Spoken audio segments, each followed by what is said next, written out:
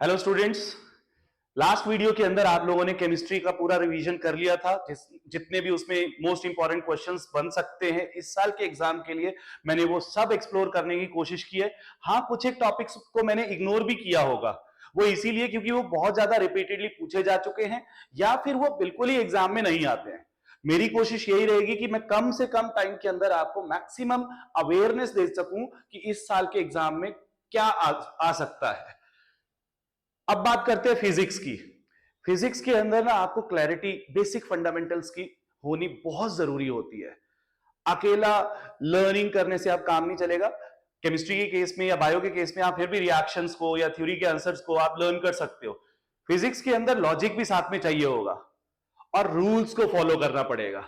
अब जहां पे रूल्स फॉलो करने की बात आती है तो डिसिप्लिन रहना बहुत जरूरी है। तो कुछ एक हम डिसिप्लिन के पहले पॉइंट्स बना लेते हैं कि जब हम फिजिक्स की प्रैक्टिस करेंगे किन बेसिक पैरामीटर्स का आपने ध्यान रखना है कि वो फुलफिल हो रहे हैं।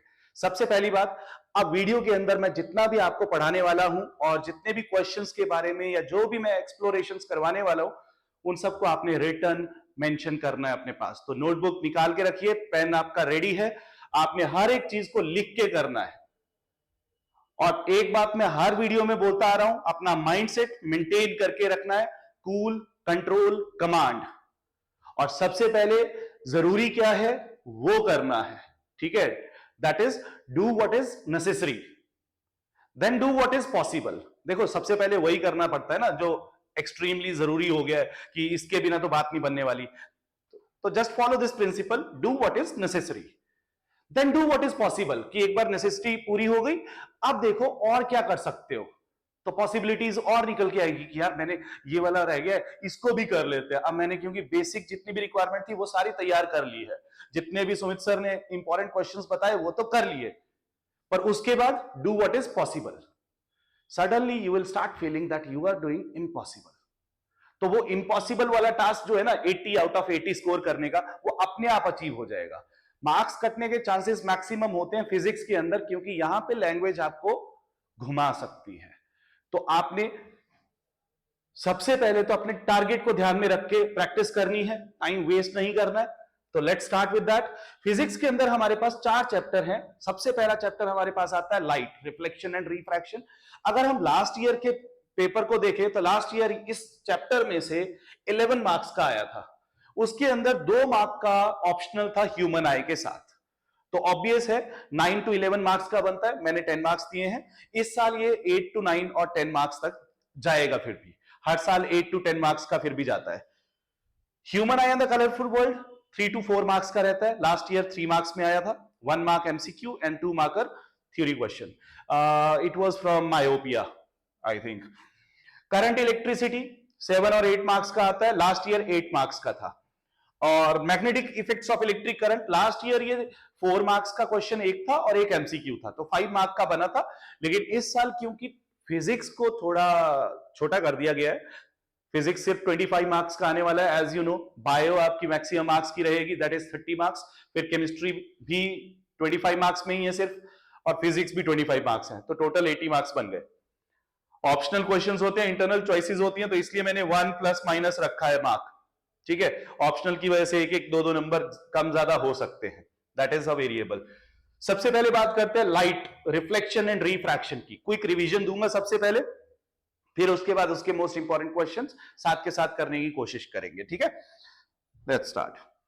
लाइट चैप्टर के अंदर सबसे पहले तो हमारे पास रिफ्लेक्शन का टॉपिक इंट्रोड्यूस किया गया। I hope now we all are aware what is light, a form of energy that produces sensation of vision. Light has dual nature. Dual nature कैसे बताया जाता है लाइट का?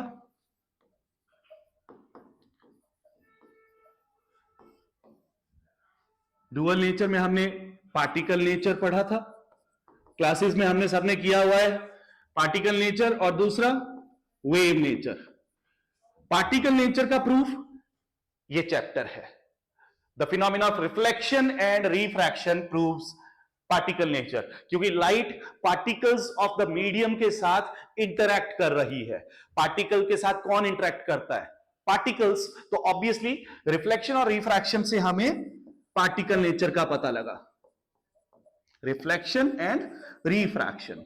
और दूसरी ओर अगर बात करें वेव नेचर की, तो light does not requires a material medium, है ना, बिना मटेरियल मीडियम के भी प्रोपेगेट कर सकती है, सन से अर्थ तक पहुंच रही है ना, बिना मीडियम के, बीच में स्पेस है। दूसरा, light shows the phenomena of diffraction. Diffraction या आप हायर स्टडीज में पढ़ते हो वैसे, लेकिन कॉम्पिटेंसी बेस्ड क्वेश्चंस की वजह से सीबीक्यू के अंदर ये पॉइंट बन जाता है। वेव नेचर को प्रूव करने के लिए डिफ्रैक्शन होता है, bending of light around a small obstacle when the source of light is far far away as compare to the obstacle. ठीक है, जैसे सनलाइट आ रही है, बीच में कोई ईगल आ गई यहां पे लेटर से, बीच में फिर नीचे ग्राउंड पे उसकी शेडो नहीं बनती, आपने नोटिस किया होगा, क्योंकि ईगल के सराउंडिंग से बेंड करके लाइट आगे निकल जाती है। तो उस फिनोमिना को हम बोलते हैं डिफ्रैक्शन। सेम वे में और भी फिनोमिना बनते हैं जो वेव नेचर को प्रूव करते हैं, बट आउट ऑफ सिलेबस है 10th के पॉइंट ऑफ व्यू से। इंटरफेरेंस भी एक फिनोमिना होता है। अब इसके बाद लाइट के केस में सबसे पहला फिनोमिना हमें रखा गया रिफ्लेक्शन। रिफ्लेक्शन के बारे में जब हमें बताया गया, तो पहले तो हमें meaning, bouncing back of light into the same medium after striking any surface. Reflection के दो टाइप बताए गए, regular, irregular reflection. Regular reflection कहां से होती थी और क्या होती थी? वेल पॉलिश्ड स्मूथ सरफेस से रेगुलर रिफ्लेक्शन होती है। और इसमें होता क्या है? A parallel beam of light after reflection remains parallel. ठीक। और irregular reflection occurs from rough surfaces, diffused reflection भी बोल देते हैं इसीलिए इसको। तो डिफ्यूज रिफ्लेक्शन में क्या होगा? इस तरह से दो रेज ऑफ लाइट हम इंसिडेंट करते हैं, या और जितनी भी करना चाहें, ये इधर जा रही है आफ्टर रिफ्लेक्शन, सेकेंड रे ऑफ लाइट को देखें, इधर जा रही है, और ये इधर जा रही है। So the rays of light are no more parallel to each other after reflection. ठीक है, when a parallel beam is incident on a rough surface, that is irregular reflection. इसका एप्लीकेशन डेली लाइफ में बनता है newspaper reading में, क्योंकि newspaper एक rough surface होता है। तो ये एक पहले बेसिक इंफॉर्मेशन हमने की रिफ्लेक्शन से रिलेटेड। सोर्स ऑफ लाइट के बारे में बात की गई, फिर उसके बाद सेल्फ ल्यूमिनस होते हैं या फिर नॉन ल्यूमिनस होते हैं। सेल्फ ल्यूमिनस जो अपनी खुद की लाइट एमिट करते हैं, नॉन ल्यूमिनस जो रिफ्लेक्शन की वजह से दिखाई देते हैं लेकिन उनकी खुद की लाइट नहीं होती। फिर हमारे पास आया लॉज ऑफ रिफ्लेक्शन। यहां से एक क्वेश्चन बन सकता है, बहुत रेयर चांसेस है लेकिन रिव्यू करना जरूरी है। सबसे पहले तो incident ray, normal and reflected ray all lie in the same plane. Angle of incidence is always equal to angle of reflection. अच्छा, यहां से एक इंटरेस्टिंग बात ये भी बन जाती है। क्वेश्चन देखो, इंसिडेंट का एंगल दे दिया मान लो 35 डिग्री, और रिफ्लेक्शन का एंगल भी ऑब्वियसली 35 डिग्री होगा। तो angle between incident and reflected ray तो हो गया 70 डिग्री, पर क्वेश्चन पूछ लिया एंगल ऑफ डेविएशन। तो डेविएशन का मतलब क्या होता है? Change in path. तो पहले लाइट को कहां जाना था? सीधा आगे जाना था इधर, लेकिन गई कहां? इधर। तो देखो, ये स्ट्रेट लाइन में 180 डिग्री था एंगल, इसमें से ये एंगल हो गया 70। तो चेंज कितना हुआ? ये हुआ चेंज, कितना बना ये change? 180 minus 70, 110 degree, that is the angle of deviation.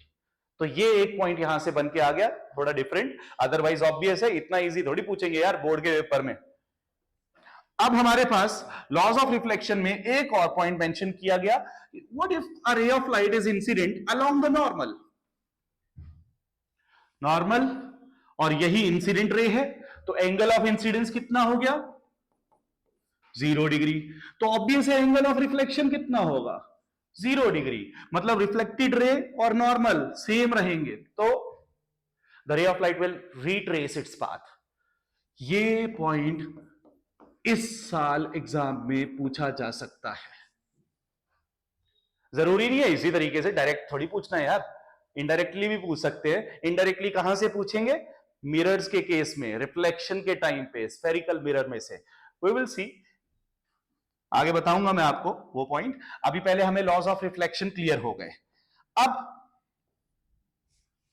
Laws of reflection के बाद प्लेन मिरर के केस में रिफ्लेक्शन को स्टडी में रखा गया।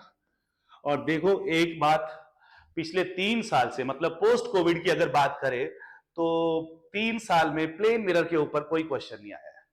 Reflection from a plane mirror नहीं पूछा गया है। हर बार पूछा क्या गया है कन्वेक्स मिरर के बारे में, कन्वेक्स लेंस के बारे में।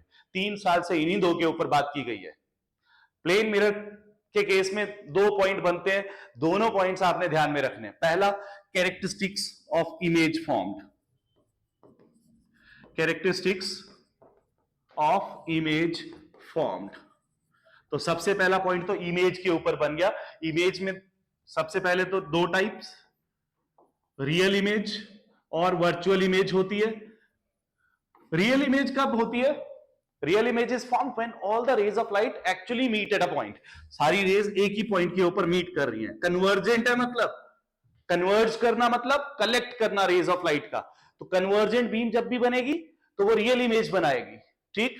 और वो एक्चुअली मीट कर रही है तो किसी सरफेस पे मीट कर रही है ना। तो रियल इमेज हमेशा कहां पे मिलती है?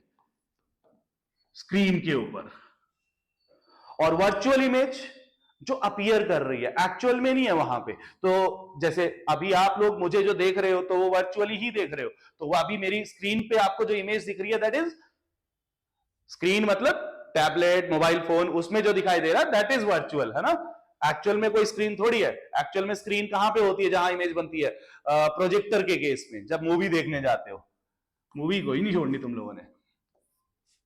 वर्चुअल इमेज मतलब when the rays of light appear to come from a point, मतलब जब वो स्प्रेड हो रही होंगी, तो मतलब उसे क्या कहेंगे? Divergent beam. तो वर्चुअल इमेज क्योंकि डाइवर्जेंट बीम से बनती है तो वो कभी मीट तो नहीं करेंगी, तो इसीलिए वो कभी किसी सरफेस पे नहीं मिलने वाली, किसी स्क्रीन पे नहीं मिलेगी। तो virtual image can not be obtained on a screen. एक पॉइंट और बना कि रियल इमेज हमेशा इन्वर्टेड होती है, vertically, upside down, and virtual image is always erect. तो 3 पॉइंट ऑफ डिफरेंस बने रियल इमेज और वर्चुअल इमेज के बीच में। पहला, कब बनती है, कहां बनती है, और उसका नेचर क्या होता है। तो कब बनती है? When the rays of light actually meet at a point. कहां बनती है? Can be obtained on a screen and is vertically inverted. Virtual image कब बनती है? When the rays of light appear to come from a point. कहां बनती है? Can not be obtained on a screen, appear करती है कहीं किसी पॉइंट पे बनते हुए। और तीसरा, इट इज ऑलवेज इरेक्ट, सीधी बनती है इमेज। तो ये तो हो गया एक अलग पार्ट, रियल और वर्चुअल इमेज के डिफरेंसेस का क्वेश्चन। और दूसरी ओर, characteristic of image formed by plane mirror. तो प्लेन मिरर के केस में हमारे पास 4 पॉइंट दिए गए हैं कैरेक्टरिस्टिक्स के लिए। सबसे पहला पॉइंट क्या कहा गया था? The size of image is same as the size of object. Point clear? दूसरा, image is formed behind the mirror at same distance as that of object distance in front of the mirror. ठीक है। तीसरा, image formed is virtual and erect. सीधी बनती है image plane mirror में, हर रोज देखते ही हो शक्ल अपनी। और fourth, image formed is laterally inverted, lateral inversion।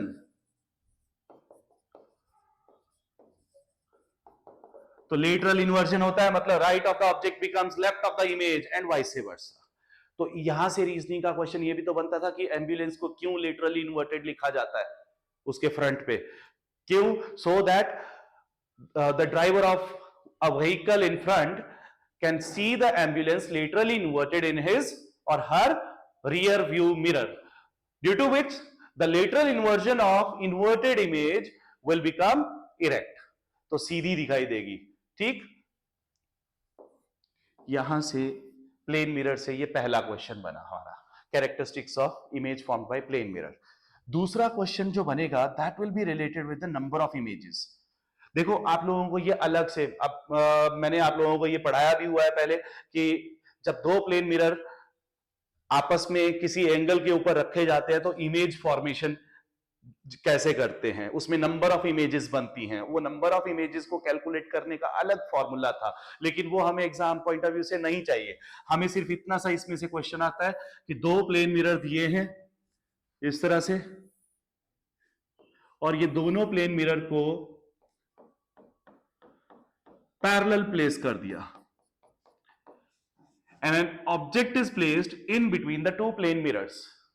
तो जब दो प्लेन मिरर्स के बीच में एक ऑब्जेक्ट रखा and the angle between two plane mirrors is 0 degree, तो 0 डिग्री एंगल है, तो उस सिचुएशन में नंबर ऑफ इमेजेस, तो 360 अपॉन थीटा, इसके लिए हम फॉर्मूला करते थे, थीटा की वैल्यू यहां पे 0 डिग्री है, तो 360 अपॉन 0 इंफिनिटी बन जाएगा। तो number of images produced is infinite, but only a few of them are visible to us. Why? Because जब यहां पे लाइट एक मिरर की तरफ जाएगी तो पहले क्या होगा, यहां पे रिफ्लेक्शन अंदर वाले सरफेस से होनी है, पहले यहां पे ये थिक ग्लास है तो उसके थ्रू रिफ्रैक्शन भी हुई होगी, some amount of light must have been absorbed by the material of glass, फिर रिफ्लेक्ट हुई, फिर से एब्सॉर्ब हुई, फिर बाहर, फिर अगले मीडियम ने एब्सॉर्ब करी, फिर यहां पे एब्सॉर्प्शन हो रहा है, हर बार रिफ्लेक्शन के टाइम पे उसका एब्सॉर्प्शन भी हो रहा है, तो नेक्स्ट रिफ्लेक्शन के लिए अमाउंट ऑफ लाइट अवेलेबल कम होता जाएगा, ठीक। तो इसकी वजह से हर बार वो रिफ्लेक्शन के बाद नेक्स्ट रिफ्लेक्शन के लिए कम होता जा रहा है अमाउंट ऑफ लाइट। तो after a limited number of reflections the amount of light energy available keeps decreasing and becomes so less which is no more visible to us। तो यहां से ये एक रीजनिंग का क्वेश्चन बन जाता है कि when an object is placed between two plane mirrors placed parallel to each other, infinite number of images are produced but only a few of them are visible to us। Why? तो answer क्या देंगे, after reflection of light from each of the mirror some amount of light energy is absorbed by the material of the glass mirror, due to which the amount of light energy available for next reflection keeps decreasing। Hence, after certain number of reflections, the amount of energy becomes so less, which is no more visible to us। That is why only a few of the images are visible to us। ये एक reasoning का question important बनता है यहां से, ठीक है। तो दो क्वेश्चन बन गए प्लेन मिरर से, डायरेक्ट क्वेश्चंस हैं, ज्यादा घुमा के कुछ नहीं है, बस ये ध्यान रखना 360 अपॉन 0 की वजह से इनफाइनाइट हो गया। अदरवाइज इसके लिए फॉर्मुलेशन अलग है, ऑफ कोर्स इवन आता है अगर नंबर तो -1 भी करना होता है ना, ऑड के केस में उतना ही रहता है, अगर एसिमेट्रिकली रखा है, सिमेट्रिकली रखा है तो -1 कर देते थे, वो चीजें अभी करने की जरूरत नहीं है, वो आउट ऑफ सिलेबस रहेंगी आपके लिए। अभी नेक्स्ट हमारे पास प्लेन मिरर के बाद स्फेरिकल मिरर्स की बात करें अगर, तो दो मिरर बने, कॉनकेव एंड कॉन्वेक्स। मीनिंग ध्यान में रखना जरूरी है, जब भी रे डायग्राम्स बनाएंगे आपने कुछ चीजों का ध्यान रखना है, शेड बनाना है रे डायग्राम के अंदर एग्जाम में। अब सबसे पहले 17-18 के आसपास हमारे पास एक क्वेश्चन बना था जिसमें हमें बेसिक टर्म्स पूछी गई थी, जैसे विड्थ ऑफ द मिरर, तो विड्थ ऑफ द मिरर को हम नाम देते हैं aperture.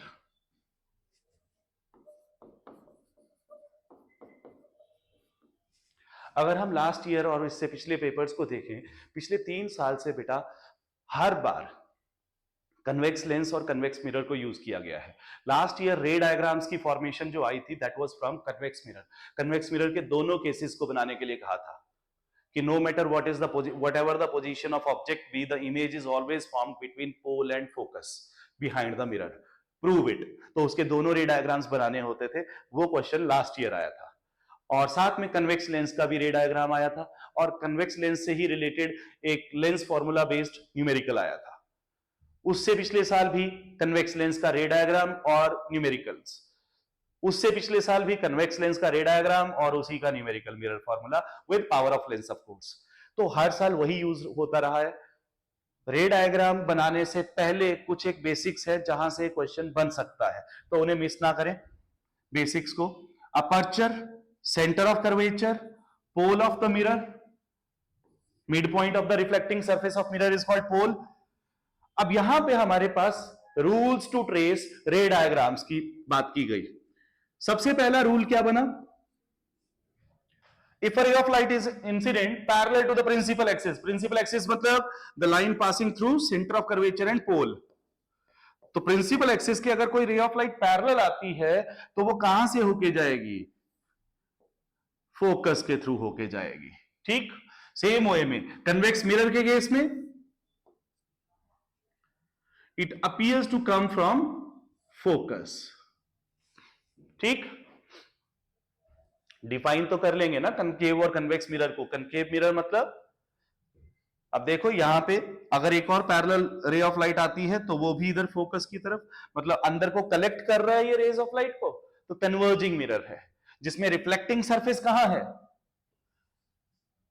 Reflecting surface is towards the centre of sphere of which mirror is a part.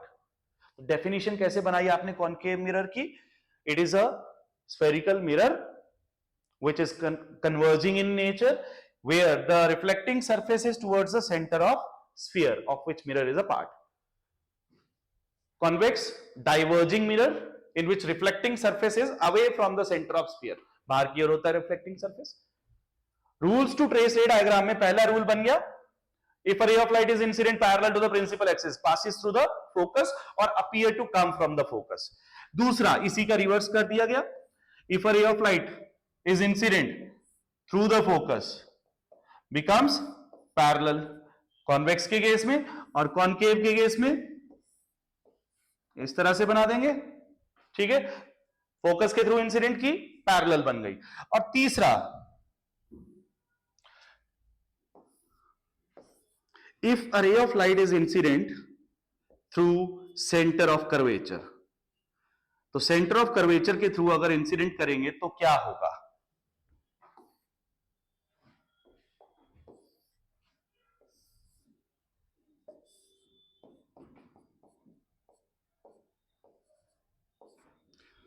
रे of light is incident through centre of curvature, तो यहां पे आपको लॉज ऑफ रिफ्लेक्शन फॉलो करवाने हैं। एग्जाम में इस तरह से क्वेश्चन आ सकता है इस साल। बेटा पॉइंट ऑफ इंसिडेंस के ऊपर आप टेंजेंट बनाते हो सबसे पहले, है ना? तो इसकी वजह से क्या होगा, ये सेंटर से लेके यहां इस पॉइंट ऑफ इंसिडेंस तक का डिस्टेंस क्या है? Radius of curvature. जो रेडियस होता है वो टेंजेंट के साथ नॉर्मल बनाता है, तो इसका मतलब ये नॉर्मल है, तो इसका मतलब तो ये हुआ ना कि रे of light is incident along the normal. अब नॉर्मल के अलोंग अगर इंसिडेंस हुआ है तो एंगल ऑफ इंसिडेंस क्या हो गया? 0 डिग्री। तो इसीलिए ये क्या करेगा? एंगल ऑफ रिफ्लेक्शन भी 0 होगा, it means it will retrace its path. ये वाला केस इंपॉर्टेंट बनता है। सेम वे में इधर भी, तो ये भी retrace its path. When a ray of light is incident through centre of curvature it retraces its path. तो ये थर्ड रूल बन गया to trace the ray diagram. फिर इसके बाद लास्ट रूल कि अगर कोई रे ऑफ लाइट पोल के ऊपर इंसिडेंट होती है तो वो दूसरी साइड से उतना ही एंगल बना के निकल लेगी। सेम कॉन्वेक्स के लिए भी रहेगा, इधर से इंसिडेंट तो दूसरी ओर से रिफ्लेक्ट बैक। तो 4 रूल है, चारों को इकट्ठा मर्ज करके एक डायग्राम बना के दे देंगे, और उसमें से 2 या 3 रेज गलत बना देंगे, 2 या 3 रेज ठीक बना देंगे। 1 2 3 4 5 6 7 इस तरह से नंबर दे देंगे उनको, इंसिडेंट रेज ऑफ लाइट को, रिफ्लेक्टेड रेज। फिर आपने आइडेंटिफाई करनी है कौन सी वाली सही है कौन सी गलत है। जैसे कि एक एग्जांपल करके देखते हैं यार। मान लो मेरे पास ये क्वेश्चन आ गया कॉनकेव से, ऑब्वियस है कॉनकेव से ही आएगा इस बार, ये मैंने पिछली वीडियो में भी बोल दिया था। वैसे कॉनकेव मिरर के ऊपर ही बेस क्वेश्चन आना है, बाकी यार किस्मत का कोई भरोसा नहीं होता। मैं गारंटी 100% तो मैं नहीं बोलता, ठीक है? कौन सा यहाँ पे पेपर लीक होना है, इस तरह की स्टेटमेंट्स बहुत ही ज्यादा जजमेंटल हो जाती हैं, ऐसा कोई रिस्क नहीं लेना हमने, है ना? मैं अपना एक्सपीरियंस के अकॉर्डिंग ये बता रहा हूं आप लोगों को मोस्ट इंपॉर्टेंट क्वेश्चंस का, दैट्स इट। तो हमारे पास सबसे पहले तो एक रे दे दी इन्होंने इस तरह से पैरेलल, इसको बोल दिया 1। दूसरी रे एक और बना दी पैरेलल, इसको बोल दिया 2। फिर तीसरी रे एक और बना दी पैरेलल, फिर एक यहां से ही इस तरह से पोल के ऊपर इंसिडेंट करवा दी, और एक सेंटर ऑफ कर्वेचर के थ्रू इंसिडेंट करवा दी, एक फोकस के थ्रू इंसिडेंट करवा दी, इस तरह से। ठीक है, तो इस तरह से आपके पास 4, 5, 6 रेज बना के दी हैं। अब इन सबको वापस लेके आना है, रिफ्लेक्टेड रेज दिखानी है हमें। चलो पहली वाली ये कर दी हमने इस तरह से, ठीक है, दूसरे वाली इधर इधर कर दी, तीसरी इधर को, चौथी चलो ऐसा करते हैं इधर, पांचवी इधर, ये फोकस है, ये सेंटर है। तो आपको इनको आइडेंटिफाई करना है कौन सी वाली सही जा रही है, कौन सी गलत। देखो 3 वाली को देखो, 3 वाले का पाथ फोकस पे आ रही है, पैरेलल थी, तो मतलब 3 का पाथ बिल्कुल सही बनाया गया है। सेकंड को देखते हैं आप, सेकंड वाली कहां से गई है, सेंटर ऑफ कर्वेचर से जा रही है, यार ये तो पैरेलल इंसिडेंस के बाद, तो ये गलत है। फर्स्ट वाली को देखिए आप पहले, तो ये फर्स्ट वाली कहां गई, इधर, और यहां से फोकस से होके जा रही है, बिल्कुल सही है। 4 नंबर को देखो आप, 4 नंबर पोल पे गई, पोल पे जाने के बाद दूसरी साइड से निकल गई, सेम एंगल बना के, बिल्कुल सही है, तो 4 नंबर सही है। 5 नंबर को देखो, 5 नंबर ये गई फोकस से होके, पैरेलल हो गई, बिल्कुल सही, बहुत बढ़िया, 5 नंबर भी सही है। 6 नंबर को देखो आप, सेंटर ऑफ कर्वेचर के थ्रू गई और पैरेलल हो गई, तो गलत है, रिट्रेस होना था। तो इस तरह से आपने आइडेंटिफाई करना है बेटा। तो कौन कौन से ऑप्शन सही बने, 1, 3, 4, 5। तो इस तरह से मल्टीपल ऑप्शंस जो बनी होंगी उनमें किसी में 1, 2, 3, किसी में 1, 2, 3, 4 ऑल आर करेक्ट, इस तरह से डिफरेंट ऑप्शंस बना सकते हैं। तो इस तरह का क्वेश्चन बन सकता है कॉनकेव मिरर से, रे डायग्राम्स को लेके। Rules to trace ray diagrams को ही यूज करना था इसमें, और कुछ नहीं था। एक ये भी तो बना सकते थे कि वापस रिट्रेस करवा दी, तो ऐसे भी हो सकता है, तो रिट्रेस वाला सही हो जाएगा फिर, ऑब्वियस है। तो ये ध्यान रखना है आपने। नेक्स्ट, सेम कॉन्वेक्स मिरर के ऊपर भी प्रैक्टिस करो, रूल्स को अप्लाई करके देखो। अब इसके बाद रे डायग्राम फॉर्मेशन क्विकली रिवाइज करते हैं रे डायग्राम्स को। पहले हम कर रहे हैं कॉनकेव के केस में, कॉनकेव मिरर, क्योंकि इस बार कॉनकेव मिरर का आएगा रे डायग्राम, तो इसलिए करवा रहा हूं फिर से रिवाइज। आपने बना के देखना है हर एक रे डायग्राम को। सबसे पहले तो पोल, सेंटर ऑफ कर्वेचर और फोकस। देखो बेटा, रे डायग्राम जब बनाओगे ना, तो इसके लिए बेसिक क्या रखना है आपने ध्यान में, आपने इसका रेडियस ऑफ कर्वेचर कितना बनाना है। जब ये बनाओगे कंपास की हेल्प से 4 सेंटीमीटर ले लो, तो फोकस कहां पे आएगा, 2 सेंटीमीटर पे। क्यों, क्योंकि radius of curvature is twice of focal length, right. तो ये ध्यान में रखना है आपने। अब सबसे पहला रे diagram, when object is at infinity, तो इंफिनिटी पे जब होगा तो रेज ऑफ लाइट कहां से आएंगी, पैरेलल आएंगी सारी, कहां मीट करेंगी बेटा, फोकस के ऊपर, तो इमेज इज फॉर्म्ड एट। अब 3 चीजें बतानी है आपने, हर एक रे डायग्राम के अंदर 3 पॉइंट एक्सप्लेन करने हैं। पहला, position of image, position of image. दूसरा पॉइंट रखेंगे आप, नेचर ऑफ इमेज, और तीसरा रखेंगे size of image. Position of image at focus, nature of image actually meet कर रही है रेज ऑफ लाइट, तो रियल एंड इन्वर्टेड,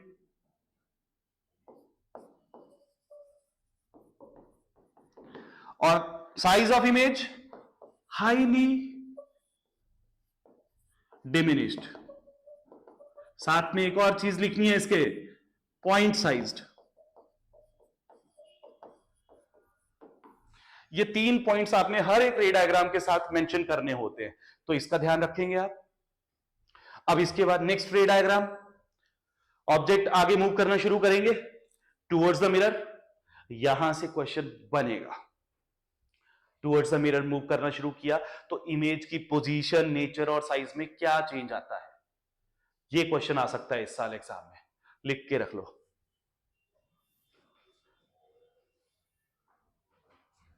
तो हमारे पास second case, when object is beyond centre of curvature. तो बियॉन्ड सेंटर ऑफ कर्वेचर के case में ये सेंटर ऑफ कर्वेचर, उसके बियॉन्ड रख दिया ऑब्जेक्ट। पहला रे ऑफ लाइट पैरेलल इंसिडेंट करेंगे, कहां से जाएगा? फोकस से होके। दूसरा रे ऑफ लाइट अब जहां मर्जी से भेज सकते हो, सेंटर ऑफ कर्वेचर के थ्रू, फोकस के थ्रू, या फिर पोल के ऊपर। तीनों में से किसी भी पॉइंट पे इंसिडेंट करवा सकते हो बेटा, रूल्स तो तीनों यूज हो रहे हैं ना, तो कोई भी जो भी ध्यान में आया कर सकते हो, कोई ऐसा कंपल्शन नहीं है, पर कोशिश करो जो वेरी नेक्स्ट पॉइंट होता है उसी के थ्रू भेज दो, इजी रहता है फिर। तो नेक्स्ट पॉइंट क्या है? Centre of curvature. Centre of curvature के थ्रू इंसिडेंट करी तो क्या होगा? Retrace its path. तो इमेज कहां मिली? Between C and F. तो position of image between C and F. Nature of image कहां बन रही? कैसी इमेज है बेटा? उल्टी इमेज बन रही है, तो रियल है, एक्चुअली मीट कर रही है ना रेज ऑफ लाइट, तो रियल एंड इन्वर्टेड। और साइज ऑफ इमेज, ये ऑब्जेक्ट है, ये इमेज है, तो देख के ही पता लग गया होगा, डिमिनिश्ड। तो ये रे डायग्राम बन गया सेकंड केस के लिए। तो देखो पहले इंफिनिटी पे था तो फोकस पे थी इमेज, हाईली डिमिनिश्ड थी, पॉइंट साइज्ड। जैसे थोड़ा सा नजदीक आया, इमेज का साइज थोड़ा सा बड़ा हो गया, डिमिनिश्ड रह गई, और फोकस से आगे away from the mirror shift हो गई थोड़ी सी। अब और आगे लेके गए, आगे लेके जाएंगे, when object is at center of curvature। तो सेंटर ऑफ कर्वेचर पे रखते हैं, पहली रे ऑफ लाइट पैरेलल कहां से जाएगी? फोकस से होकर जाएगी। दूसरी सेंटर ऑफ कर्वेचर फोकस के थ्रू इंसिडेंट, क्योंकि जो भी नेक्स्ट पॉइंट है उसके थ्रू करना है ना हमने, तो ऐसे में क्या होगा? इमेज वहीं पे मिल गई, सेंटर ऑफ कर्वेचर इटसेल्फ। तो position of image at C, nature of image real and inverted, size of image of same size. तो और अब आगे लेके आया मैं सेंटर पे, तो इमेज और आगे शिफ्ट होगी, away from the mirror shift हो गई, सी पे पहुंच गई है। अच्छा एक और बात, यहां पे मैग्निफिकेशन 1 होगी ना, एग्जैक्टली अगर बात करें -1 होगी, इसके ऊपर बाद में बात करेंगे। तो थर्ड केस हो गया। अब आगे, when object is between C and F, centre of curvature, focus, दोनों के बीच में ऑब्जेक्ट रख दिया। पहली रे ऑफ लाइट पैरेलल ही भेजनी है, जो पैरेलल जाएगी वो कहां से जाएगी? फोकस से होके। दूसरी, अब नेक्स्ट पॉइंट क्या है? फोकस, तो फोकस के थ्रू इंसिडेंट करवा देते हैं, करवा दिया। कहां जाएगी? पैरेलल। कहां मीट कर रही है? Beyond centre of curvature. तो position of image beyond centre of curvature, real inverted, और साइज देख सकते हो मैग्नीफाइड है। तो ये 3 ऑब्जर्वेशन दे दी। तो धीरे धीरे क्या हो रहा है? इमेज का डिस्टेंस बढ़ता जा रहा है, जैसे जैसे ऑब्जेक्ट नजदीक आ रहा है इमेज का डिस्टेंस बढ़ रहा है, और साथ के साथ साइज ऑफ इमेज भी बढ़ रहा है। तो यही आपने लिख देना है उस क्वेश्चन में, रीजनिंग में, कि how does the position, nature and size of image change. पर इमेज रियल इन्वर्टेड ही रही अभी भी, ठीक। अच्छा एक चीज और नोटिस वर्दी है, जब बियॉन्ड सी था ऑब्जेक्ट तो सी और एफ के बीच में बनी थी इमेज, अब सी और एफ के बीच में है तो बियॉन्ड सी चला गया। अब देखो पहला केस क्या था? इंफिनिटी पे था ऑब्जेक्ट तो इमेज फोकस पे मिली थी, अब हम फोकस पे ले आते हैं ऑब्जेक्ट को, तो क्या होगा? उल्टा हो जाएगा, बिल्कुल। तो लेट अस से दिस इज फोकस, फोकस पे रख दिया हमने ऑब्जेक्ट। पहली रे ऑफ लाइट पैरेलल कहां से जाएगी? फोकस से होके। दूसरी कहां भेजोगे? या तो आप कर दो यहां पे पोल के ऊपर, तो दूसरी साइड से निकाल दोगे, या फिर और क्या कर सकते थे? सेंटर ऑफ कर्वेचर से भी कर सकते हैं यूज बेटा, इस तरह से, तो वो भी रिट्रेस करवाओगे अपने आप ही पैरेलल बनेगी, तो इंफिनिटी पे जाके इमेज बनेगी। और देखो प्रिंसिपल एक्सिस से डिस्टेंस बढ़ता जा रहा है, तो ऑब्वियस है size of image highly magnified हो जाएगा, पर रियल इन्वर्टेड ही रहेगी क्योंकि उल्टी इमेज मिल रही है अभी भी, ठीक। और कहां पे, इंफिनिटी पे।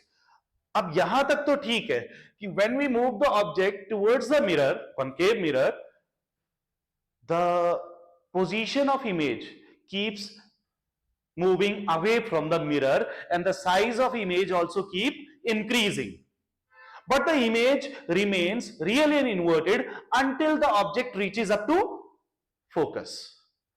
But if what, if we move the object further closer to the mirror at a distance less than its focal length, तो क्या होगा, तो पैरेलल भेजी जो वो फोकस के थ्रू जाएगी, और जो पोल के ऊपर की वो इस तरह से दूसरी साइड से उतने एंगल पे। अब क्या हो रहा है, ये स्प्रेड हो रही है रेज ऑफ लाइट, स्प्रेड हो रही है तो इधर तो मीट नहीं करने वाली ना, तो पीछे एक्सटेंड करके देखा कि किसी एक कॉमन पॉइंट से आ रही है, यस, तो यहां इमेज मिली behind the mirror, virtual and erect magnified.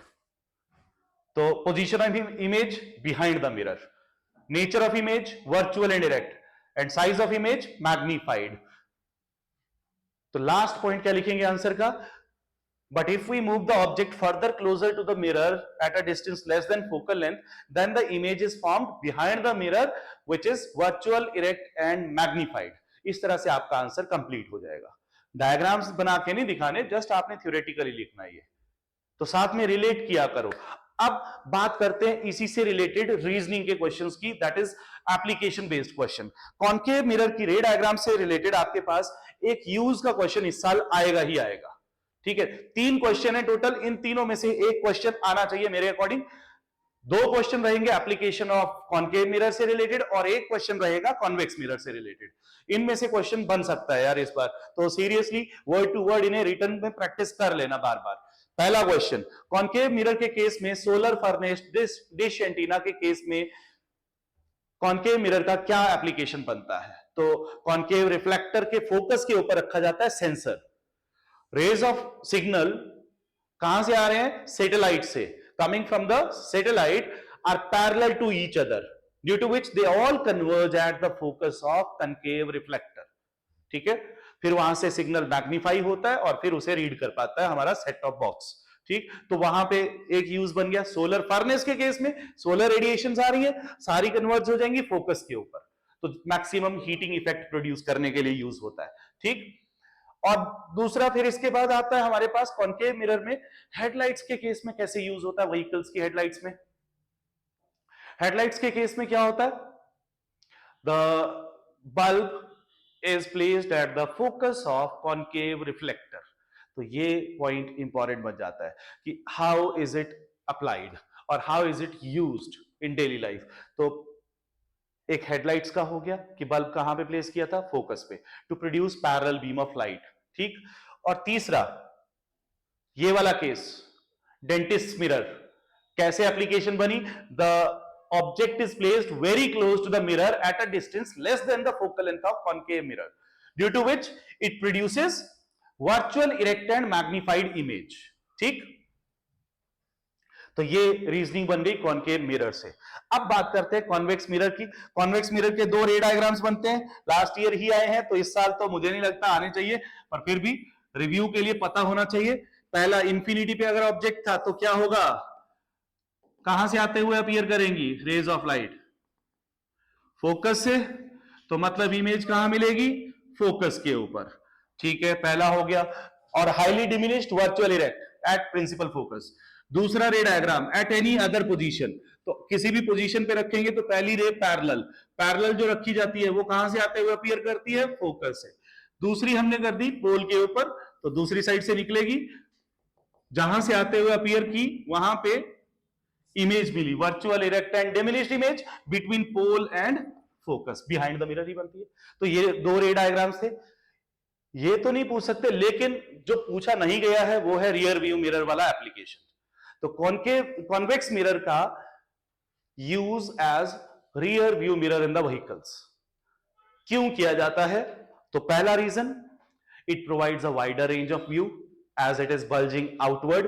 बाहर का सरफेस बल्जिंग आउटवर्ड है तो maximum field of view provide करता है, यहां तक लाइट रिसीव कर सकता है, ठीक, मैक्सिमम फील्ड दे रहा है व्यू के लिए, कवर्स मैक्सिमम फील्ड। दूसरा, it always produce a virtual and erect image of the object.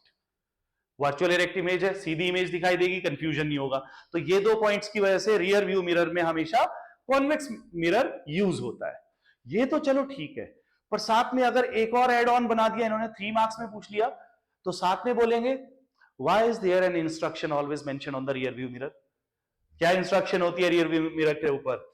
The objects in the mirror are closer than they appear. Why? Since a convex mirror always produces virtual erect image which is diminished, means smaller in size. Smaller image make us feel that the objects are located far away than they actually are. छोटी image दिखेगी तो obvious है हमें तो ये लगेगा ना कि बहुत दूर है। To avoid that confusion, the instruction is always mentioned on the rear view mirror that the objects in the mirror are closer than they appear. तो ये एक इंपॉर्टेंट क्वेश्चन बनता है यहां से, कन्वेक्स मिरर से। कन्वेक्स मिरर का और तो कुछ इस साल नहीं आना चाहिए अकॉर्डिंग टू मी। चलो, अब ये तो हो गया डायरेक्ट वाला पार्ट। इसके बाद हमारे पास बनी साइन कन्वेंशंस। साइन कन्वेंशंस के केस में हमने क्या कहा था?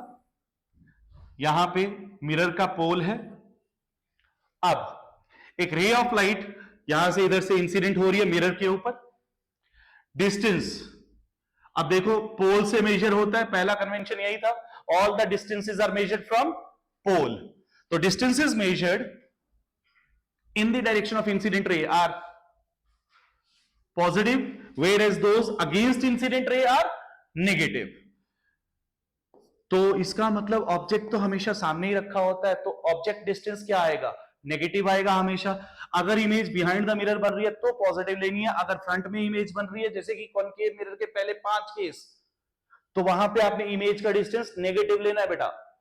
हाइट ऑफ ऑब्जेक्ट हमेशा प्रिंसिपल एक्सिस से ऊपर है तो पॉजिटिव लेनी है, और इमेज की हाइट अगर प्रिंसिपल एक्सिस के नीचे है तो वो नेगेटिव लेनी है। ये पॉइंट आपने ध्यान में रखना है, ठीक। फिर से एक बार रिपीट कर रहा हूं, distances in the direction of incident ray positive, against negative, heights above principal axis positive, below negative. यहां से ओवरऑल ऑब्जर्वेशन क्या बनी कि ऑब्जेक्ट डिस्टेंस हमेशा नेगेटिव होगा क्योंकि हमेशा फ्रंट में ही होगा। फोकल लेंथ, कॉनकेव के केस में आपको पता है सामने होती है तो इसलिए नेगेटिव लेनी है, और focal length of convex positive लेनी है। और एक और बात, ये मिरर ही नहीं लेंस में भी एप्लीकेबल है। Focal length of concave lens as well as mirror negative होती है, focal length of convex mirror as well as lens positive होती है। ये बात दिमाग में रखनी है, बाद में गलती नहीं होगी फिर। साइन कन्वेंशंस को फॉलो करके आपने न्यूमेरिकल प्रैक्टिस करनी है बेटा। इस साल कॉनकेव मिरर के ऊपर बेस्ड मिरर फॉर्मूला से रिलेटेड एक न्यूमेरिकल पक्का आएगा। तो mirror formula 1/f is equal to 1/v plus 1/u, where f is focal length of the mirror, v image distance, u object distance. आपको ऑलरेडी पता है कॉनकेव होगा अगर तो फोकल लेंथ और u की वैल्यू आपने क्या लेनी है न्यूमेरिकल में? नेगेटिव लेनी है। v की वैल्यू अगर पहले 5 केस है तो उसमें क्या आएगी? अपने आप ही आ जाएगी नेगेटिव। तो अगर पॉजिटिव आ गई और ऑब्जेक्ट जो था वो बियॉन्ड फोकस था तो पक्का आपका आंसर गलत है। चेक पॉइंट बन गया ये आपके लिए। मैग्निफिकेशन का फॉर्मूला साथ में, height of image with respect to height of object, और -v/u। इसकी प्रैक्टिस के लिए 3 न्यूमेरिकल्स मेन हैं जो यूज में आ सकते हैं। पहला क्वेश्चन, एज यूजुअल बहुत बार आप लोगों को यह करने को मिलता है कि an object of height let us से 7 centimetre is placed at 27 centimeter from concave mirror of focal length 18 centimeter. Find position of image, size of image and nature of image. 3 marks में इस तरह से क्वेश्चन बन जाएगा. तो सबसे पहले आप क्या करेंगे?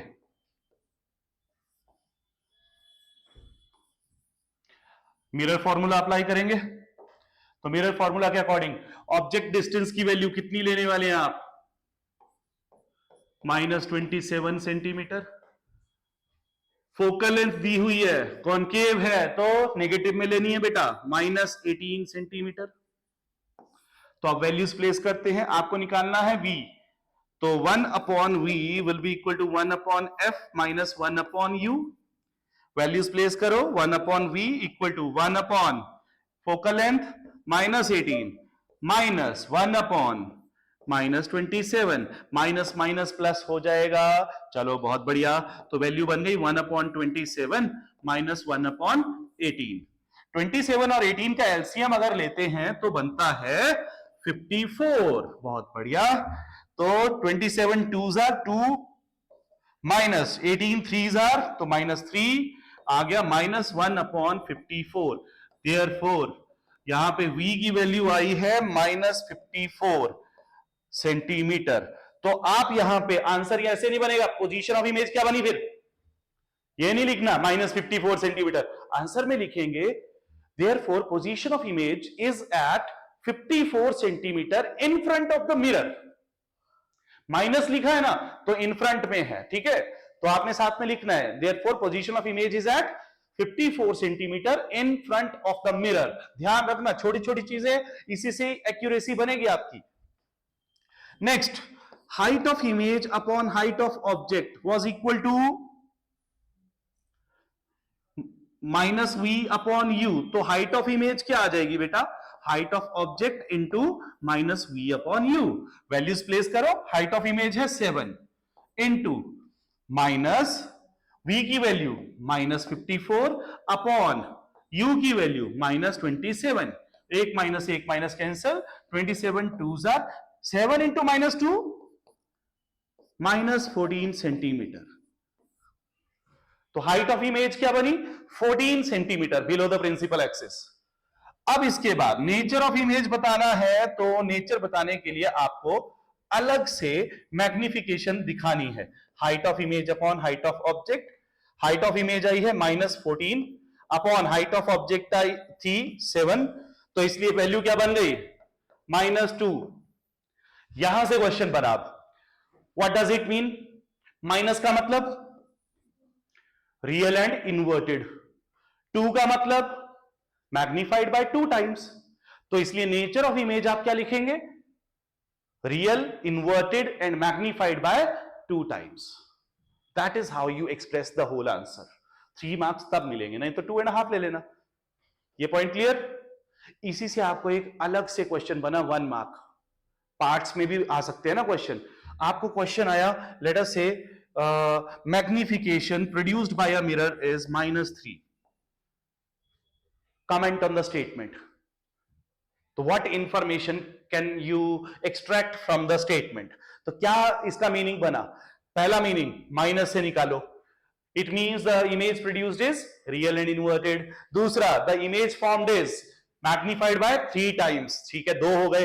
और क्या हो सकते हैं? मान लो 2 मार्क्स में आया होता क्वेश्चन, तो साथ में बताओ ना कौन बनाता है इस तरह की image? Real, inverted and magnified by 3 times. कौन बना सकता है? It is a concave mirror. अगर मिरर कहा है तो, है ना? तो कॉन्केव मिरर है. और ऐसा कब होता है? When the object is placed between centre of curvature and focal length. तो ये 4 पॉइंट्स आप दे सकते हो. फिर भी सी और एफ के बीच में रखते हैं, तभी तो beyond C real, inverted, magnified image बनती है बेटा. तो ये एक इंपॉर्टेंट क्वेश्चन अलग से निकल के आ गया. चलो एक क्वेश्चन और करते हैं फटाफट से. एक क्वेश्चन एनसीईआरटी का ही है. हाइट ऑफ ऑब्जेक्ट भी है 4 सेंटीमीटर. कॉन्केव मिरर दिया है. फोकल लेंथ दी है कॉन्केव मिरर की, I think it was 15 centimetre. तो ऑब्वियस है क्या करोगे आप? -15 सेंटीमीटर लिखोगे. और ऑब्जेक्ट रखा है 25 सेंटीमीटर के ऊपर। तो इस तरह से क्वेश्चन दिया है, माइनस में लेंगे वो भी वैल्यू, पूछा है वी का value, position of image, nature of image, size of image, again same. तो 1 upon v, 1 upon f minus 1 upon u, 1 upon f की value minus 15 minus 1 upon minus 25 minus minus plus 1 upon 25 minus 1 upon 15। 25 और 15 का LCM कितना होगा? Come on guys, फटाफट किया करो यार, एलसीएम के ना अलग से प्रैक्टिस कर लो, कुछ एक कॉमन नंबर्स हैं ये, और ज्यादा कुछ नहीं है। 25 और 15 का बनेगा 75। 25 3 जार माइनस 15 5 जार, तो कितना आ गया? माइनस 2 अपॉन 75, मतलब minus 1 upon minus 1 upon 37.5।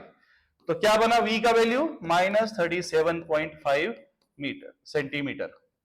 Means the image is formed at 37.5 centimetre in front of the mirror. और साथ में फिर इसके बाद हाइट ऑफ इमेज निकाल लोगे, सेम वेज कर लेंगे ना। और फिर उसके बाद मैग्निफिकेशन निकालोगे, मैग्निफिकेशन की वैल्यू निकाल के नेचर बता दोगे। माइनस में आएगा, रियल इन्वर्टेड एंड मैग्नीफाइड होगा। मुझे कैसे पता? तो बेटा 25 पे रखा है, तो मतलब एफ और सी के बीच में ही है फिर से, तो definitely it should be real inverted and magnified. आपको यहीं से पहले से पता लग गया है।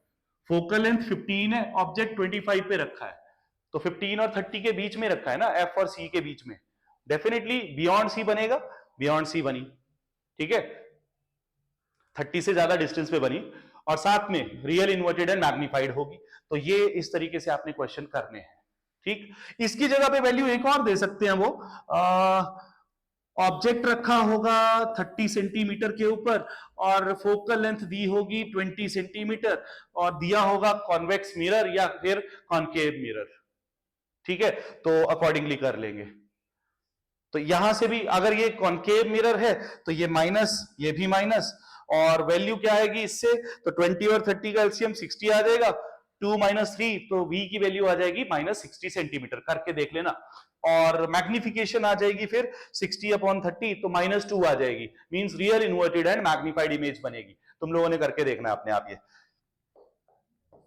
तो ये हमारे पास मिरर से रिलेटेड सारी स्टडी हो गई। अब बात करते हैं रिफ्रैक्शन की। रिफ्रैक्शन के अगर मैं पॉइंट्स बताऊं लास्ट ईयर की एनालिसिस पे, तो C अपॉन V वाला जो फॉर्मूला था वो यूज हो चुका है। अब पहले रिफ्रैक्शन होती क्या थी? The phenomena of bending of path of light when it travels from one transparent medium to another transparent medium. Angle of incidence, angle of refraction, same way में ये भी पॉसिबल था, angle of incidence, angle of refraction, right. Medium 1, medium 2, तो refractive index of medium 2 with respect to 1, sine I upon sine R, Snell's law. Snell's law की statement last to last year पूछी जा चुकी है, last year भी इसके ऊपर आ चुका है, तो डायरेक्ट क्वेश्चन तो नहीं आएगा, लेकिन इसकी वैल्यूज के ऊपर क्वेश्चन नहीं आया है। तो सबसे पहले तो यहीं से क्वेश्चन बनेगा। लेट अस से एंगल ऑफ इंसिडेंस 45 है और एंगल ऑफ रिफ्रैक्शन 30 डिग्री है, तो क्या करेंगे? अब जल्दी में देखो, कई बार स्टूडेंट्स क्या करते हैं, साइन 45 अपॉन साइन 30 करके 45 से 30 ही कैंसिल कर देते हैं। तो ऐसे नहीं करना, ध्यान रखना इस बात का। Sine 45 upon sine 30, sine 45 1/√2 upon sine 30 1/2, 2 ऊपर चला जाएगा, 2/√2 रैशनलाइज करेंगे तो √2 से ये आंसर आ गया √2, दैट इज 1.414। यूनिटलेस क्वांटिटी है क्योंकि इट इज अ रेशियो। तो स्नेल्स लॉ की स्टेटमेंट से ये sine I upon sine R के ऊपर एक क्वेश्चन आ सकता है 1 मार्क का। क्वेश्चन कौन सा आएगा मैं तुम लोगों को बता देता हूं। एग्जाम्पलर में इसके ऊपर बेस्ड एक क्वेश्चन ऑलरेडी बना हुआ है, तो एग्जाम्पलर का यूज कर रहे हैं आप काफी ज्यादा सीबीएसई वाले। कॉम्पिटेंसी में तो मैंने कहा ही है कि इससे बहुत ज्यादा क्वेश्चंस बनाते हैं। देखो डायग्राम उल्टा करके बनाया जानबूझ के इन्होंने, तो ट्विस्ट भी तो देना है ना थोड़ा सा। एक मीडियम ए दिया है, ये एग्जाम्पलर का क्वेश्चन नंबर 4 है एमसीक्यूज में। मीडियम ए और ये medium B, ray of light यहां पे इस तरह से इंसिडेंट करवाई है इन्होंने, जिसमें ये एंगल दिया है 30 डिग्री और साथ में इधर ये इस तरह से इंसिडेंट करवाई है और ये एंगल दिया है 45 डिग्री। ठीक है, अब पूछा है refractive index of B with respect to A, तो आप लगाओगे साइन आई अपॉन साइन आर। बस यहां पे जल्दी में गलती हो सकती है, अदरवाइज कंसेप्ट्स आई होप आप लोगों ने अच्छे से प्रैक्टिस कर लिए हैं। तो यहां पे एंगल ऑफ इंसिडेंस क्या होगा, ये तो ग्लैंसिंग एंगल है बेटा, तो ये होगा एंगल ऑफ इंसिडेंस, कितना बना 60 डिग्री। और एंगल ऑफ रिफ्रैक्शन, ये आई की वैल्यू तो आ गई, ये एंगल ऑफ रिफ्रैक्शन है तो 45 ही होगा। ठीक, तो अब मेरे पास बी का रिफ्रैक्टिव इंडेक्स पूछा है विद रिस्पेक्ट टू ए, तो साइन आई साइन 60 अपॉन साइन 45, तो वैल्यूज प्लेस की तो बना √3/2 अपॉन 1/√2। जब ये आगे सॉल्व करा तो √3 इंटू √2 अपॉन 2, ये वैल्यूज आ गई। अब ऑप्शंस में हमें दिया है √3/√2, दूसरा ऑप्शन दिया है √2/√3, तीसरा ऑप्शन है 1/√2 और फोर्थ ऑप्शन है √2। वो तो ऑब्वियस है, बनेगा ही नहीं ना, इन दोनों में से कोई एक आंसर होगा फिर। तो देखते हैं, इन दोनों में से अगर बनाना है तो मुझे ऑब्वियस है इसे फर्दर रेशनलाइज करना पड़ेगा फिर। तो मैं क्या करूंगा अब, √3 इंटू √2 इंटू √2 अपॉन 2 इंटू √2, तो 2 से 2 कैंसिल हो गया, तो क्या बन गया हमारे पास, ये √2 इंटू √2 बेटा 2 हो जाएगा ना, तो इसलिए 2 से 2 कैंसिल, √3/√2 बन गया ए ऑप्शन। ये क्वेश्चन को आपने प्रैक्टिस करके रखना है, फिर से रिपीट कर लेना, चाहे इसी को ही रिवाइंड करके देख लेना चाहे, है ना, पर इसे जरूर प्रैक्टिस करना। और साथ में इसका दूसरा एमसीक्यू एग्जाम्पलर का ही ऑल पिन वाला क्वेश्चन है, 10 मिलीमीटर लॉन्ग ऑल पिन, तो वो हाइट ऑफ ऑब्जेक्ट दी है, is placed vertically in front of a concave mirror, concave mirror में रखा है तो नेगेटिव में distance, 5 millimetre long image, height of image दी है 5 millimetre, is formed at 30 centimetre in front of the mirror। Front में अगर इमेज मिल रही है तो रियल इन्वर्टेड होगी ना, तो ये भी ध्यान रखना बेटा। एक ये भी क्वेश्चन इंपॉर्टेंट है रिफ्लेक्शन से, कॉनकेव मिरर के ऊपर based, height of object 10 millimetre, height of image -5 millimetre, गलती यहां होती है बेटा, और इमेज का डिस्टेंस दिया है -30 सेंटीमीटर। पूछा है फोकल लेंथ क्या है, तो पहले तो आप क्या करेंगे, -v/u is equal to height of image upon height of object, तो -30 upon u is equal to height of image -5 upon 10, एक माइनस कैंसल, तो u की वैल्यू कितनी आ जाएगी, 300 अपॉन -5, सॉरी, तो कितना बन गया, -60 सेंटीमीटर। ऑब्जेक्ट डिस्टेंस आया है ये अभी, अब फोकल लेंथ पूछी है तो 1/f equal to 1/v plus 1/u, 1/- 30 plus 1/- 60, तो माइनस हो जाएगा, 60 और 30 का एलसीएम 60, -2 -1 -3/60, तो वैल्यू कितनी आ जाएगी, यहां से कैंसल किया, 1/-20 -20 centimetre, that is the answer. तो ये वाला क्वेश्चन भी प्रैक्टिस करना है आपने, फिर से रिपीट करना है। चलो अब आगे मूव करते हैं। रिफ्रैक्शन में सबसे पहले रिफ्रैक्टिव इंडेक्स के बारे में बात की गई, the ratio of sine of angle of incidence to the sine of angle of refraction. Refractive index of a medium with respect to air is called absolute refractive index, और इसके case में sine आई upon sine R, ये बन गया। इसका एक और formula बना C/V, ये लास्ट ईयर यूज हो चुका है, उससे लास्ट ईयर भी यूज हुआ है। साइन आई अपॉन साइन आर यूज नहीं हुआ है तो इस साल के लिए इसीलिए ये ज्यादा इंपॉर्टेंट है। फिर यहां पे C upon frequency into wavelength, wavelength in the medium of course, तो ऐसे में C और फ्रीक्वेंसी तो कांस्टेंट है, तो refractive index becomes inversely proportional to wavelength. ये पॉइंट बहुत इंपॉर्टेंट बनेगा इस साल के लिए। इस साल इस एक ऑब्जर्वेशन के ऊपर बेस्ड क्वेश्चन आएगा। More the wavelength, lesser will be the refractive index. Lesser wavelength, more will be the refractive index. यहां से फिर इसी वजह से पॉइंट बना कि रेड कलर की वेवलेंथ मैक्सिमम है तो ऑब्वियसली उसके लिए रिफ्रैक्टिव इंडेक्स मिनिमम होगा। तो यहां से क्वेश्चन बन जाएगा कि red will be deviated the least and violet will be deviated the most. वो वाला क्वेश्चन बनेगा यहां से। दूसरा, इसके बाद हमारे पास आता है कॉन्सिक्वेंसेज ऑफ रिफ्रैक्शन से रिलेटेड। कॉन्सिक्वेंसेज में वो क्वेश्चन था ना एक कॉइन वाला,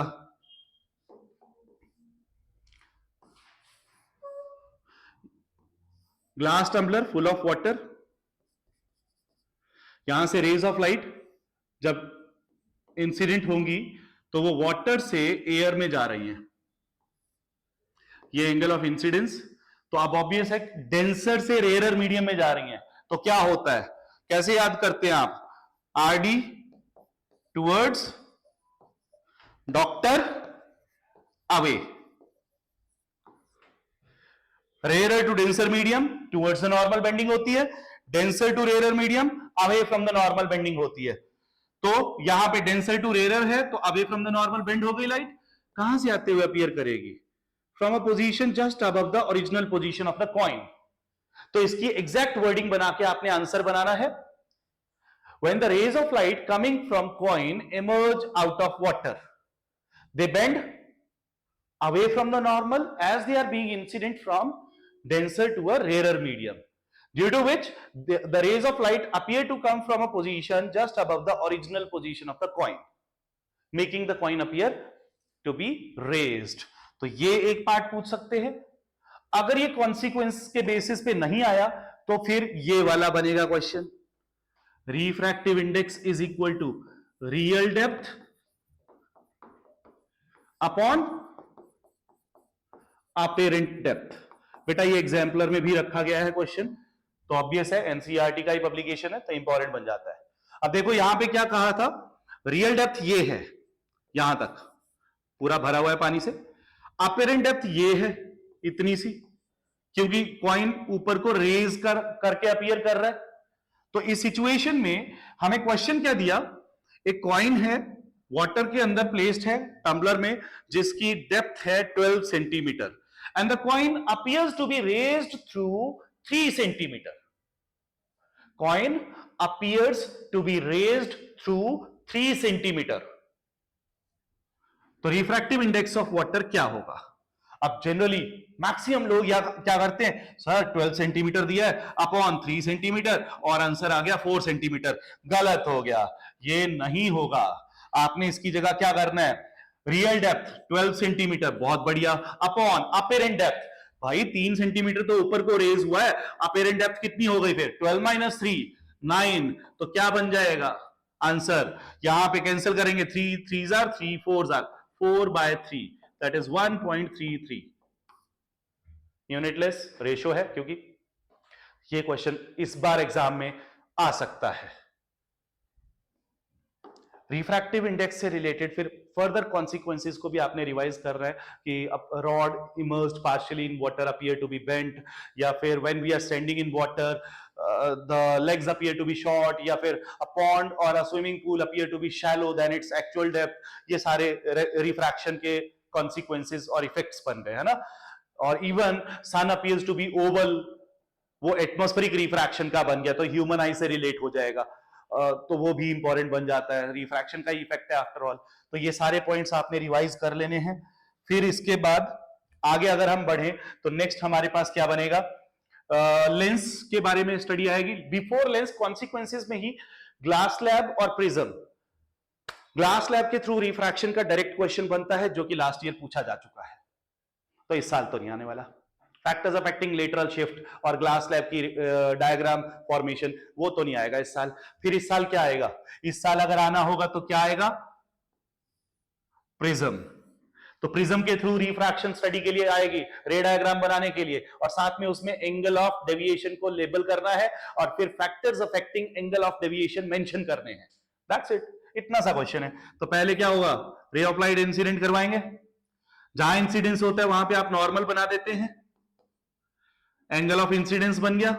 और ये angle between the to refracting surfaces क्या होता है, एंगल ऑफ प्रिज्म।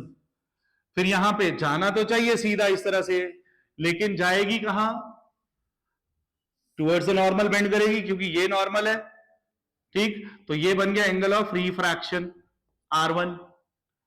फिर सीधी जा रही है, यहां पे पहुंचते ही यहां पे फिर से नॉर्मल बनाएंगे, एन डैश। तो एन डैश ये एंगल बना दो I डैश। अब यहां पे जाना चाहिए सीधा, लेकिन कहां जाएगी, ग्लास से एयर में जा रही है भाई, तो डेंसर से रेयर में जा रही है तो अवे फ्रॉम द नॉर्मल जाएगी। अब देखो ये हो गई इंसिडेंट रे, ये रिफ्रैक्टेड रे और ये इमर्जेंट रे। तो ये angle made by the emergent रे with the normal, angle of emergence. अब देखो ये कहां से आते हुए अपीयर कर रही है, इधर से, और ये कहां जा रही थी, इधर, इस तरह से, और ये इधर। तो मतलब ray of light was suppose to go like this, लेकिन जैसे इस पॉइंट पे पहुंचे, यहां से क्या हुआ, इधर को बेंड हो गई। तो this becomes the angle of deviation, angle of deviation. तो angle of deviation, angle of emergence, angle of prism, angle of incidence, इन सब में एक रिलेशन भी होता है, I plus E equal to A plus delta. वैसे पूछा नहीं जाएगा, जस्ट ऐसे नॉलेज के लिए मेंशन कर दिया मैंने आपको। अब क्वेश्चन एक और इसमें साथ में पार्ट में क्या बनेगा कि एंगल ऑफ डेविएशन कौन से फैक्टर्स पे डिपेंड करता है। तो फैक्टर्स में पहला फैक्टर, आपको पता है रिफ्रैक्टिव इंडेक्स जितना ज्यादा होगा उतनी ज्यादा रिफ्रैक्शन होगी, तो ऑब्वियस है, पहला बन गया directly proportional to the refractive index. More the refractive index, more will be the bending, more will be the angle of deviation. दूसरा factor, inversely proportional to the wavelength, क्योंकि वेवलेंथ अगर ज्यादा होगी तो रिफ्रैक्टिव इंडेक्स कम हो जाएगा, refractive index कम तो deviation कम, तो इसलिए इनवर्सली प्रोपोर्शनल टू वेवलेंथ। तो मतलब red is deviated the least and violet is deviated the most, इसीलिए तो फिर उसकी वजह से डिस्पर्जन का बनेगा रीजन। और तीसरा फैक्टर रहेगा directly proportional to the angle of prism. जैसे ग्लास में थिकनेस ऑफ ग्लास स्लैब का होता था, यहां पे एंगल ऑफ प्रिज्म का हो, ज्यादा एंगल ऑफ प्रिज्म होगा तो ज्यादा ग्लास से होके जाना पड़ेगा, ज्यादा बेंडिंग हो जाएगी। तो ये तीन फैक्टर्स आपने मेंशन करने हैं, ठीक। इवन और भी हैं, रिफ्रैक्टिव इंडेक्स तो even inversely proportional to temperature होता है, टेम्परेचर बढ़ता है तो रिफ्रैक्टिव इंडेक्स कम हो जाता है, पर वो refractive index of a medium के लिए फैक्टर बनता है, ठीक है। अब इसके बाद प्रिज्म के बाद हमारे पास आ गया लेंस। लेंस के केस में मैंने पहले भी कहा है, लेंस को ना सीबीएसई वाले हर साल निचोड़ते जा रहे हैं, तो मुझे डाउट ही लगता है कि इस साल आएगा, पर फिर भी आपने सारे रे डायग्राम्स बनाने, चाहे वो कन्वेक्स लेंस के हों चाहे वो कॉनकेव लेंस के हों, रे डायग्राम्स की प्रैक्टिस आपने पूरी करनी है। फिर रे डायग्राम्स के साथ rules to trace ray diagram, जैसे पहली रे पैरेलल अगर आती है तो फोकस से होके जाएगी, और अगर कोई फोकस से होके जाती है तो पैरेलल जाएगी, और अगर कोई ऑप्टिकल सेंटर के थ्रू जाती है तो अनडेविएटेड निकल जाएगी, ठीक। सेम वे में इसमें है, अगर पैरेलल आई तो फोकस से आते हुए अपीयर करेगी। कौन से फोकस से आते हुए अपीयर करेगी, F2, और अगर इंसिडेंट होती है फोकस पे F1 पे तो वो पैरेलल बन जाती है। ऑप्टिकल सेंटर के थ्रू अगर इंसिडेंट होगी तो वो अनडेविएटेड पास करेगी। ये तीनों रूल्स आपने दोनों लेंसेज के लिए रिवाइज करने हैं। और फिर रे डायग्राम्स, रे डायग्राम जब बनाएंगे तो साथ के साथ तीन पोजीशन, इसमें भी 3 पॉइंट्स देने हैं, पहला पोजीशन ऑफ इमेज, दूसरा नेचर ऑफ इमेज और तीसरा साइज ऑफ इमेज। ये तीनों आपने बना दिए हैं। अब इसके बाद आपके पास साथ में वही सेम क्वेश्चन लेंस से भी बन सकता है कि what happens to the position, nature and size of image when we bring the object towards the convex lens. धीरे धीरे क्या होगा, image starts shifting away from the lens and the size of the image keeps increasing, but the image remains real and inverted until the object reaches up to focus, ठीक। But if we move the object further closer to the convex lens, the image now will be formed behind the object itself on the same side of the lens, which will be virtual, erect and magnified. तो ये वाला भी observation based question बन सकता है। अब observation based एक और क्वेश्चन बन सकता है मिरर और लेंस दोनों में से, हाउ विल यू आइडेंटिफाई और distinguish between the three, whether it is a plane mirror, convex mirror और concave mirror without touching them. तो आप इसमें क्या आंसर देते थे, we will place the object very close to the mirror. In all the three mirrors, the image formed will be virtual and erect, but it will be of same size in case of plane mirror, will be magnified in case of concave and will be diminished in case of convex mirror. Lens के case में क्या कहेंगे, तो glass slab है अगर तो same size की रहेगी, अगर कॉनकेव लेंस है तो डिमिनिश्ड हो जाएगी, और अगर कॉन्वेक्स लेंस है तो मैग्नीफाइड हो जाएगी। मैग्नीफाइंग ग्लास में भी तो यूज होता है ना, तो वही वाला केस बन जाएगा। तो ये इस तरह से आप डिस्टिंग्विश कर सकते हैं बिना उनको टच किए। इसके बाद साइन कन्वेंशंस लेंस के केस में इंपॉर्टेंट बनती है बेटा, ऑफ कोर्स। तो साइन कन्वेंशन सेम ही रहेंगी, बस पोल की जगह इस बार क्या है, ऑप्टिकल सेंटर। लेंस फॉर्मूला हर साल इसके ऊपर बेस्ड न्यूमेरिकल बन रहे हैं, 1/f equal to 1/v minus 1/u। बस ये माइनस का ध्यान रखना है अपने लेंस के केस में। और magnification height of image upon height of object equal to v/u, यहां से माइनस हट गया। और एक फॉर्मूला और है फोकल लेंथ और पावर का, पावर ऑफ अ लेंस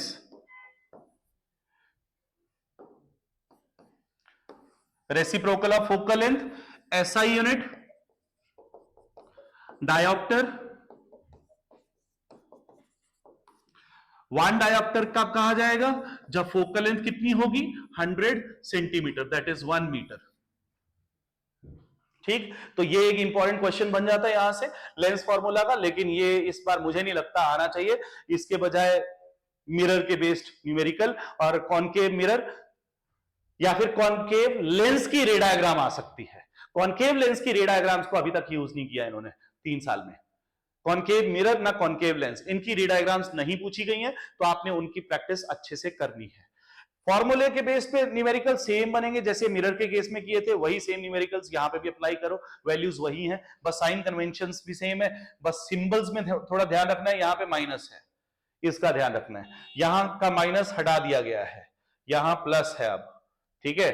और बाकी सब object distance always negative, image distance positive negative कुछ भी हो सकता है, फोकल लेंथ कॉनकेव की नेगेटिव, कॉन्वेक्स की पॉजिटिव, हमेशा वो भी फिक्स्ड हो गई है इंफॉर्मेशन। तो ये हमारे पास ओवरऑल क्वेश्चंस बनते हैं from the chapter light. Light chapter के अंदर और अगर आपको प्रैक्टिस करनी है तो better you go for previous year questions. एक आपने काम करना है अब लास्ट में, ये मैंने अलग से अपने लिए रिमाइंडर रखा था,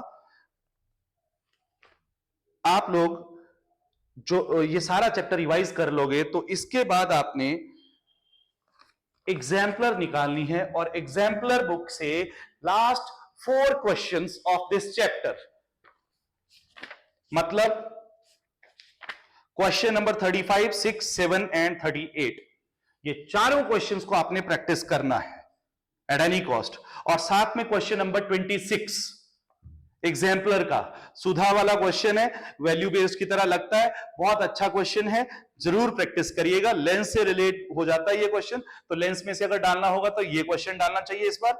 और लास्ट के चारों क्वेश्चंस में देखेंगे अगर आप, तो पहला लेंस का है, दूसरा मिरर के ऊपर बेस्ड है, मिरर का टाइप नहीं बताया है, 2 केस बनते हैं इसमें, ठीक है, कॉनकेव भी हो सकता है, कॉन्वेक्स भी हो सकता है, तो दोनों लेने आपने। कॉनकेव होगा तो रियल इन्वर्टेड डिमिनिश्ड इमेज है, -1/3 ले लेना मैग्निफिकेशन, और अगर कॉन्वेक्स है तो +1/3 ले लोगे। 37th question, power of lens, focal length 50 centimetre और -50 सेंटीमीटर। और लास्ट क्वेश्चन 38th, उसमें 19 सेंटीमीटर है फोकल लेंथ, ध्यान से देखना, ठीक है, क्रॉस चेक करना। इन चारों क्वेश्चंस को आपने सॉल्व करना है। रे डायग्राम्स का मैंने ऑलरेडी आपको बता दिया है, कॉनकेव की दोनों, लेंस और मिरर दोनों की अच्छे से प्रैक्टिस करनी है, न्यूमेरिकल्स भी दोनों के ही प्रैक्टिस करने हैं, ज्यादातर कॉनकेव के ऊपर ज्यादा फोकस रखना है इस बार, ठीक है।